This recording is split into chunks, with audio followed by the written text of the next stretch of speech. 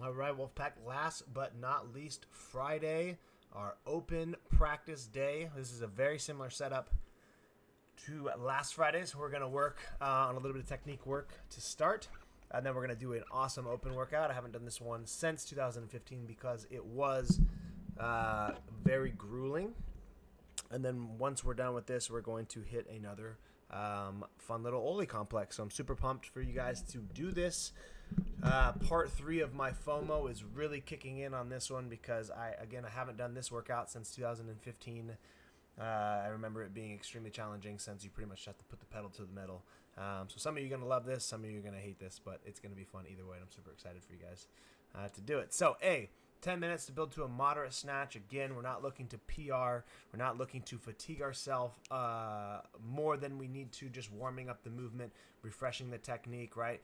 We definitely have, some hang snatches to do, some overhead squats. So as we're doing these snatches, you definitely are going to want to mix in, right, a hang snatch, an overhead squat, right, a snatch from the floor to warm up the deadlift. So a ton of different things that we can do to warm up our snatch here. But again, we're just working on the things up here as we build in weight that we know are going to be very, very challenging down here, right? Look at the workout. We've got rowing and thrusters. So you already know your legs are going to be extremely tired. You're pushing off the ground and off the rower. So your hip extension off the ground, there's going to be pretty much none of it. So getting the barbell lifted, on the hang snatch is going to be near impossible, right? And you're pulling on the rower and you're pushing on the thrusters, right? So your pull of the snatch and then your lockout overhead are also going to be compromised. So as we warm up for this snatch, you need to focus on all of those things, making sure, right, you deadlift the bar to the hips, right? If we're warming up a hang snatch, drive the bar down to the knees, and then make sure you get it all the way into the hips. You use as much hip extension as you can, and then you use as much speed as you can to get to the bottom because, as we know, with all this fatigue, we're not going to have power to get the bar lifted off the ground or off of our hips, and we're going to have to rely on our speed underneath the bar. So again, prime all of that here, right? Rattle off some overhead squats, do some tempo overhead squats, make sure the positions are super loosened up. The beauty of doing Metcons before lifting is your body gets very, very warm. Musculature and structures open up more than they would because you're pushing it probably through more range of motion than you would in just a casual warm-up. Right? You're doing calories on the rower, you're pushing your knees forward, your ankles are probably warming up a little bit more. Thrusters, your knees are going forward a little bit more than normally would, so your ankles and your hips are going to warm up a little bit more. So there's beauty in that. It's going to definitely help out with this and this, but there is fatigue, so I'm just got to keep that in mind. So that'll be A. B is 15.5. It is calories on the rower and thrusters. 27 cal row, 27 thrusters. 21, 21, 15, 15, 9, 9. I don't think the females have a different calorie count. I believe it's the same. Let's look. Men, RX. Yeah. Yep, everybody's got the same. Beautiful. So, sorry ladies, doing the same calories on the rower again. But again, this workout is very challenging because this is usually our normal rep count that we do.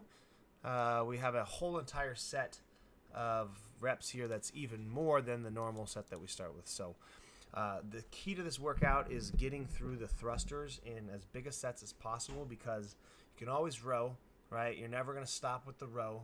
You're going to keep the row moving. You're going to keep rolling calories over. However, it's very, very easy to break the thruster bar, stand there, stare at it, not pick it up, do a small set, drop it, stare at it. So you can waste a lot of time on the thrusters. They're very, very challenging, right? Doing these tired is a lot more challenging than doing this tired. Now, obviously, if you're going slow, you're not going to get calories rolling over, but you're keeping moving and keeping working towards that goal, right? When this barbell just sits on the ground and no reps get done, it's very easy to mentally psych ourselves out how challenging this can be from a fatigue standpoint. So make sure we're rowing at a pace, again, that we can knock out calories, especially on the first round, relatively quick. But we need to save a little energy so that we can get through these thrusters in a pretty big set. That way we're chipping away at these big sets. And then when you get to the bottom sets, you kind of just got to hang on for dear life and see what happens. So don't be the hero here that smokes this row because you feel really good. hangs onto a huge set of thrusters, goes 27 unbroken, right? And then just absolutely falls apart on the row here, and then even falls apart on the thrusters here, and the score is compromised. So if anything, you want to throttle back on the row just a little bit so that you can still move through the thrusters quickly, but if you need to break these up, break them up. I'm always a big proponent, whatever. I'm always really big on thrusters.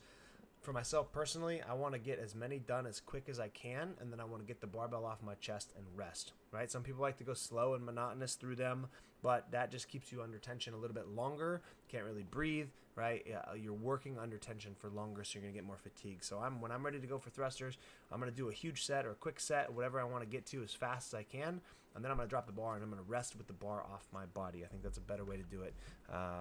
Obviously, it's going to be challenging to go fast through these reps, but at least you're not trying to rest and recover while that barbell's on your chest. Okay, so time domains we're looking for here. This row needs to be probably somewhere around 2 minutes or less. The thruster weight we choose, we should be able to get this done in 4 sets or less. So you should probably get through 8 to 10 on the first one, 6 to 8 on the second one, get you to 18. Maybe you do a set of 6, get you to 24 or 23, whatever, and then you finish up. So no more than 4 sets here on this one. Again, calorie row, should be able to get this done in 3 sets, 2 sets, and then hopefully you finish the 9 on the backside all in a row. So if anything, air lighter on these thrusters so you can go a little bit faster. Okay, and so if this takes you, 2 minutes, call it 90 seconds, 3.5 minutes. This is going to be about probably 90 seconds, 5 minutes, another 90 seconds, maybe 6.5, 7.5, 8, 9, 10, 11. Call it 11 or 12 minutes. And then it leaves you with 12 minutes to find a hang snatch. So it's a very appropriate time cap for this. Okay, so finish the workout, 1 score, 2nd score. If you find a deadlift plus a hang snatch plus an overhead squat, and you probably want to plan for 3 or 4 heavy good lifts. Kind of go from there. Wow, I spoke for 7 minutes. Have a great day. Bye.